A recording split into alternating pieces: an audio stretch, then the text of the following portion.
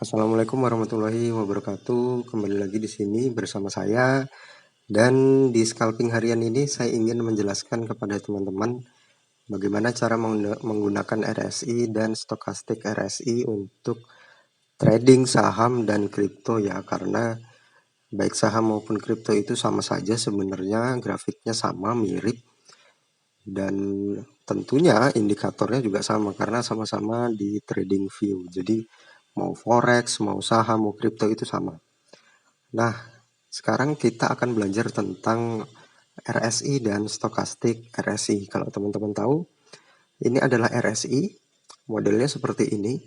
Sedangkan stokastik RSI bentuknya seperti ini. Bedanya apa? Bedanya kalau stokastik RSI ini, dia lebih dipermudah karena antara fase oversold atau fase yang ada di bawah ini yang terlalu banyak menjual itu diperhalus gitu. Jadi dia langsung naik ke atas ke fase overbought. Sedangkan kalau di RSI itu ada fase yang namanya di tengah-tengah, yaitu fase menuju oversold ke bawah sini atau menuju overbought. Yang ini kita hapus dulu. Nah, kita akan melihat di chart untuk koin Atom. Bisa teman-teman lihat di sini di time frame 5 menit ya. Nah, sekarang kita bisa melihat ini adalah Atom 5 menitnya yang lagi running atau lagi berjalan. Teman-teman bisa melihat di sini dia sudah mengalami kenaikan. Nah, gimana sih cara menggunakan RSI dan stokastik RSI ini tanpa menggunakan indikator MACD ya. Jadi kita menggunakan dua indikator ini. Nah, indikator EMA ini bisa kita matikan dulu agar teman-teman bisa lebih jelas.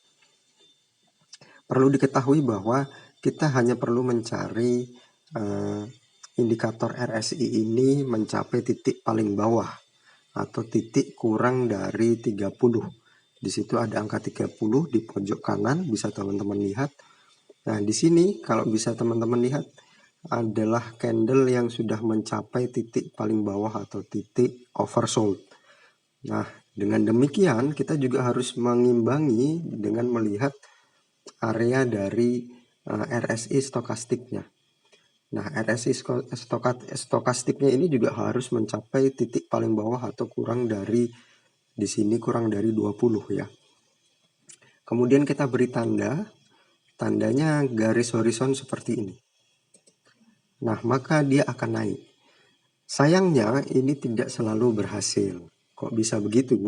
Nah, kita akan melihat ke tempat yang lain ya, atau ke area yang lain. Jadi kita akan mencoba di area yang lain untuk menemukan RSI-nya sudah oversold, kemudian juga stokastiknya juga sudah oversold. Nah, kita coba kita tandai di sini. Nah, di sini benar kita tandai dan dia sudah naik. Nah, sayangnya teman-teman semua, harga yang ini ternyata sama dengan harga yang di sini. Nah, kalau kita beri tanda kotak seperti ini, nah teman-teman bisa melihat bahwa saat dia mengalami oversold di sini, ternyata di sini dia juga mengalami penurunan di harga yang sama dengan harga waktu oversold. Nah, kita bisa tandai lagi di sini. Nah, padahal di sini di indikatornya tidak menunjukkan oversold sama sekali. Inilah kekurangan dari RSI stokastik. Maka dari itu kita butuh indikator yang namanya indikator EMA. Tujuannya apa? Tujuannya untuk melihat apakah trennya ini kuat atau tidak setelah dia mengalami yang namanya kelebihan penjualan. Kelebihan penjualan di sini apakah dia berhasil melewati dari area garis EMA 200-nya di sini. Kalau dia berhasil melewati garis EMA 200-nya di sini dan terus naik, harusnya area ini tidak ada gitu ya. Maka dari itu kita butuh RSI stokastik dan RSI ini itu dengan EMA 20, 50, 100 dan 200-nya. Sehingga kalau kita lihat di sini dia tidak berhasil terus naik, kita bisa langsung melakukan penjualan gitu ya. Nah, kapan sih kita harus menjual? untuk menggunakan RSI dan RSI stokastik gitu ya? Jawabannya sederhana, saat dia mencapai area oversold, teman-teman bisa menjualnya saat dia mengalami area overbought.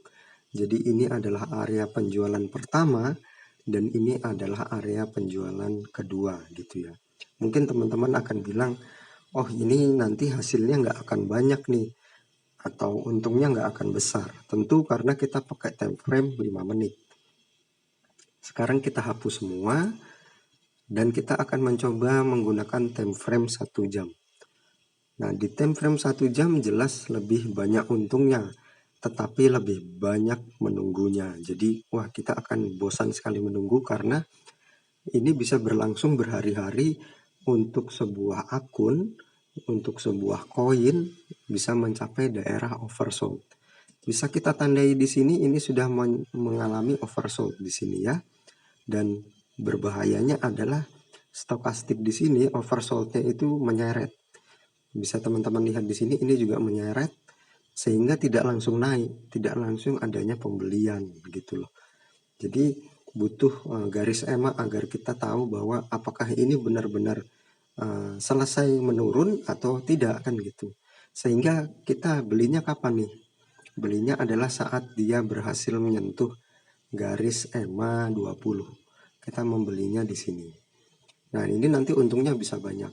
Kalau kita cek, kita beli di sini, kemudian kita jual di sini, di puncak di sini, maka teman-teman bisa mendapatkan 43% untuk koin Atom. Jadi modal berapapun teman-teman untungnya banyak di sini. Tapi ingat ini time frame 1 jam, nunggunya lama, bisa berhari-hari.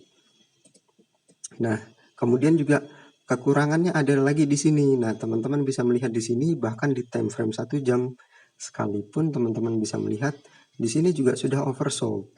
Ya, di RSI oversold, kemudian di stokastik oversold. Ternyata dia tidak berhasil naik di garis EMA 200. Malah jatuh lagi gitu ya. Saat dia tidak berhasil naik, teman-teman jual lagi saja. Karena di sini sudah ada tanda-tanda overbought ya. Tanda-tanda overbought di sini juga sudah ada tanda-tanda overbought atau kelebihan pembelian yang mana tidak berhasil untuk naik, dia akan diturunkan kembali. Gitu ya.